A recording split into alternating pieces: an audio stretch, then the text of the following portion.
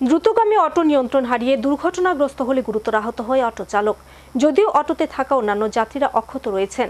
ঘটনা কমলপুরে নোয়াগাঁও রাস্তার deer club সংলগ্ন এলাকায়। আহত চালকের অবস্থা গুরুতর হওয়ায় রাতে উন্নত চিকিৎসার জন্য হস্তান্তর করা হয় কুলাই জেলা হাসপাতালে।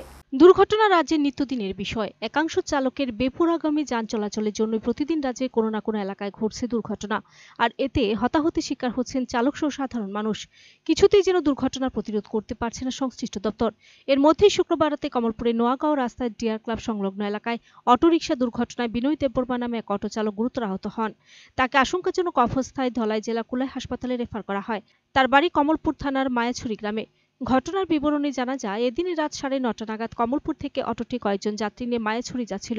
ওই সময় নোয়াগাঁও ডিয়ার ক্লাব সংলগ্ন এলাকায় অটোটি নিয়ন্ত্রণ হারিয়ে একটি অল্টো গাড়ির পেছনে গিয়ে ধাক্কা মারে। যাত্রীদের তেমন কিছু না হলেও অটো চালকের মাথায় ও মুখে গুরুতর আঘাত লাগে।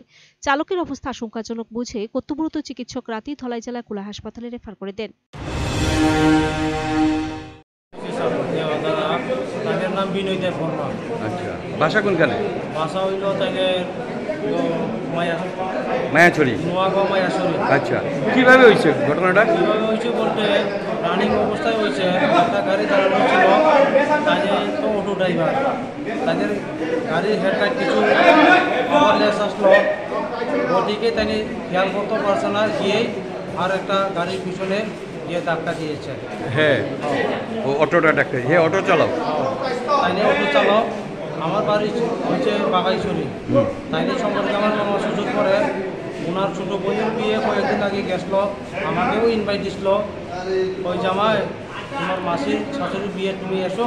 কটার সময় হয়েছে ঘটনাটা? ঘটনা আধা ঘন্টা আগে স্যার। হ্যাঁ, আধা ঘন্টা আগে। 9টায়। এখন কয়টা বাজে জানি? এখন 9:30 বাজে।